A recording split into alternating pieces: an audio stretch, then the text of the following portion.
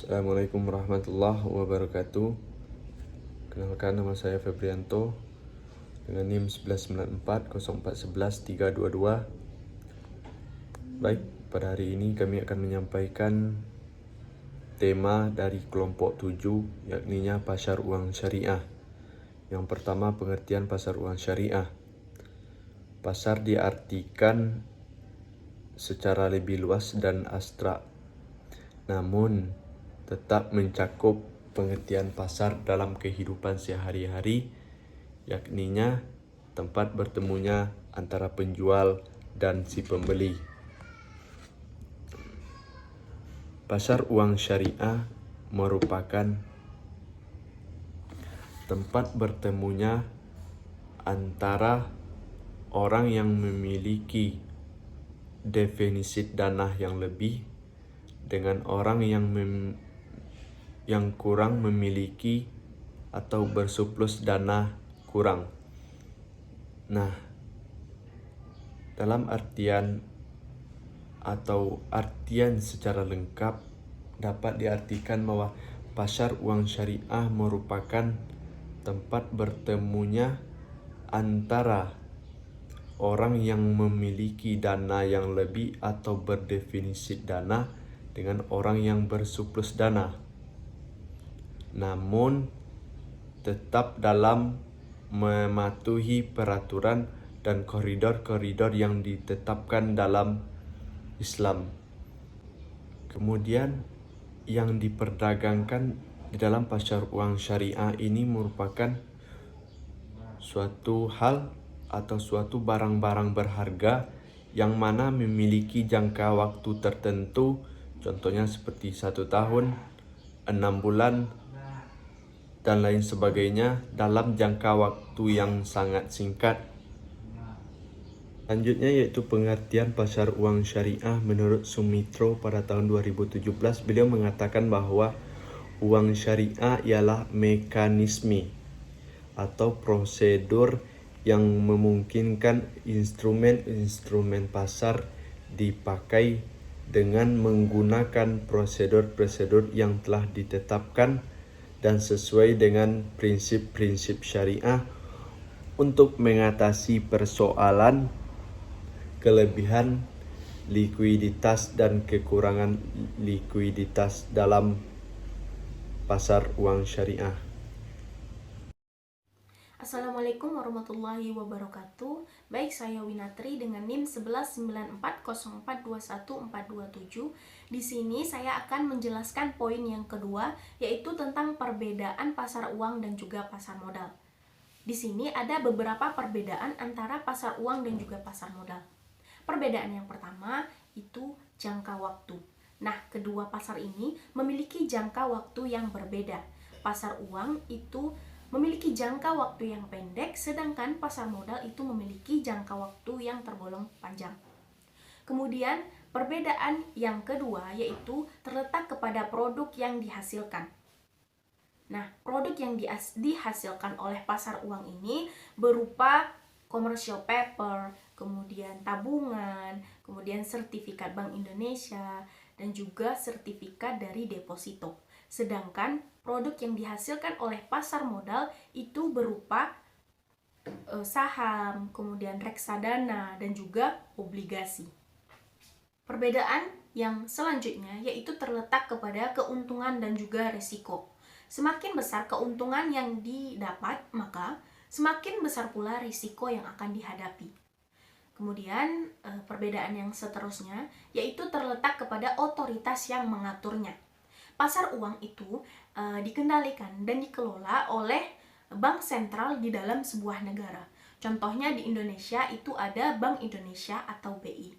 Sedangkan pasar modal itu otoritas tertinggi pada pasar modal itu adalah ada pada jasa keuangan yang berkoordinasi pada Bursa Efek Indonesia yang memang bertanggung jawab penuh di atasnya. Sekian, terima kasih. Bismillahirrahmanirrahim. Assalamualaikum warahmatullahi wabarakatuh. Alhamdulillahirabbil alamin wa bihi nasta'in ala umurud dunya waddin wassalatu wassalamu ala asrofil anbiya'i wal mursalin amma ba'du.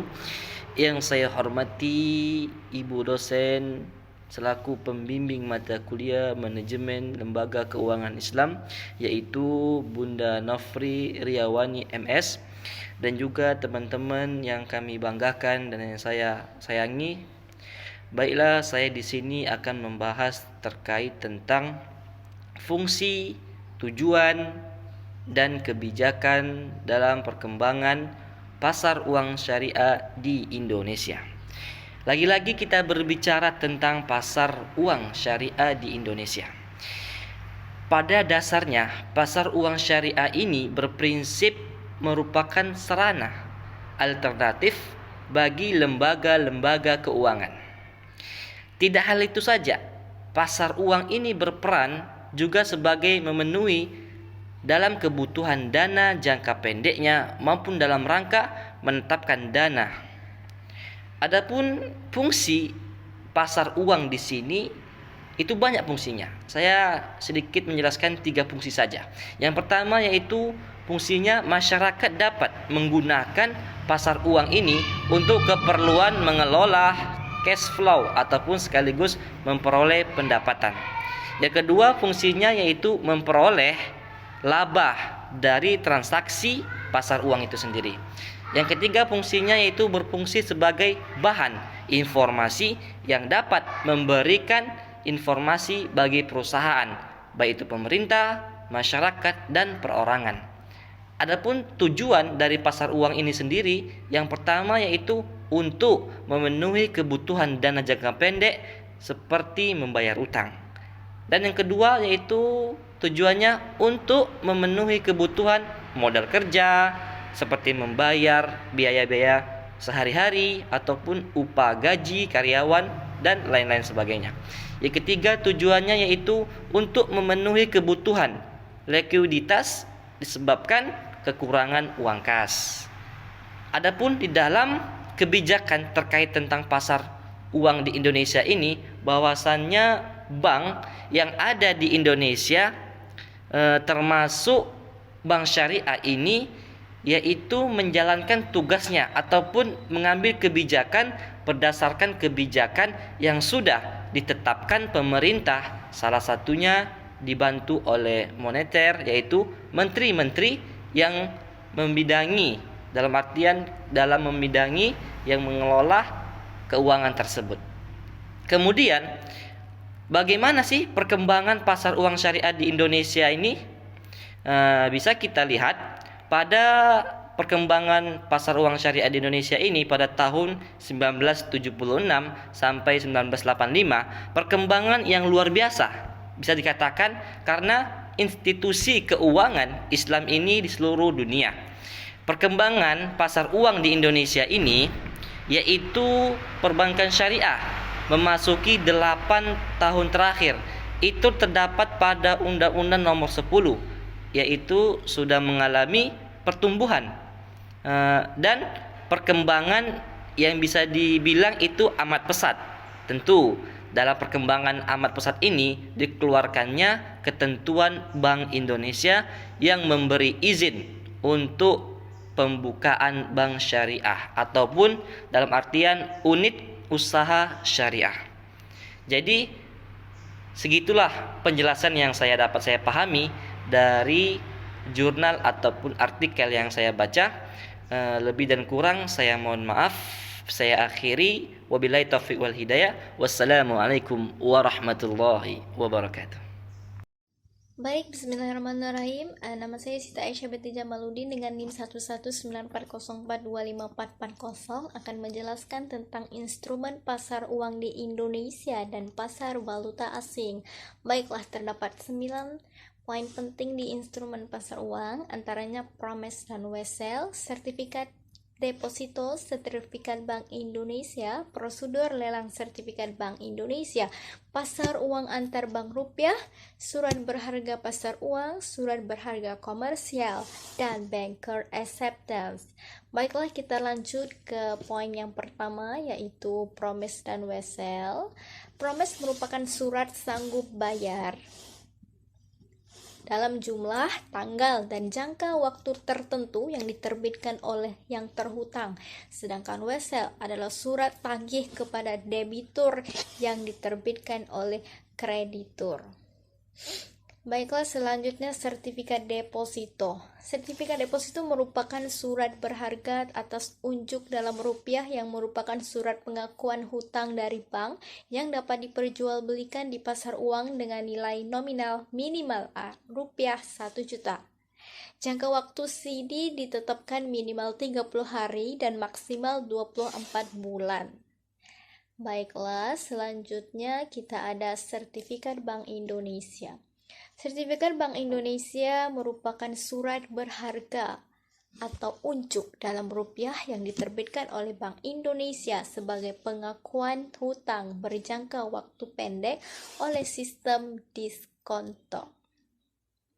Baiklah, selanjutnya kita ada pasar uang antar bank.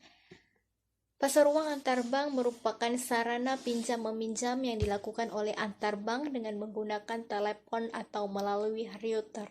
Bank peminjam akan menerbitkan promes, sedangkan bank pemberi akan menerbitkan nota kredit. Pasar uang antar bank dapat dimanfaatkan untuk penanaman dana bagi bank yang kelebihan dana. Baiklah, seterusnya surat berharga pasar uang. Surat berharga pasar uang adalah surat berharga jangka pendek dalam rupiah yang diperjualbelikan secara diskonto di pasar uang. Secara umum, surat berharga pasar uang merupakan piranti alat ekspansi moneter dalam rangka pelaksanaan operasi pasar terbuka dan sebagai piranti pengembangan pasar uang terutama di pasar sekunder. Baiklah, selanjutnya surat berharga komersial. Pengertian CP sesuai pengaturan yang dikeluarkan oleh Bank Indonesia adalah surat sanggup tanpa jaminan yang diterbitkan oleh perusahaan bukan bank dan diperdagangkan melalui bank atau perusahaan efek bertanggung jawab waktu pendek dan diperdagangkan dengan sistem diskonto. Yang terakhir adalah bankers acceptance. Baiklah, bankers acceptance itu adalah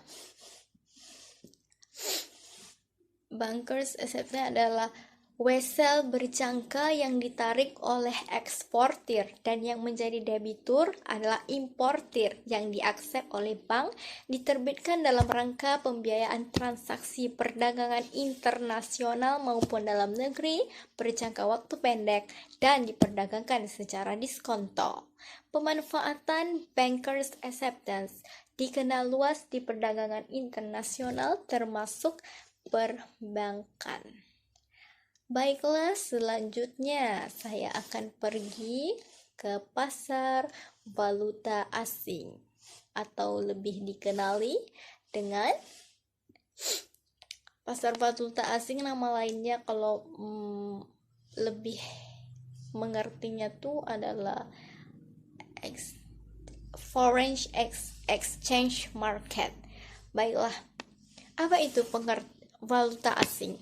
Valuta asing adalah mata uang asing yang dapat berfungsi sebagai alat pembayaran dalam membayar setiap transaksi ekonomi internasional dan memiliki catatan kurs yang resmi dari bank sentral.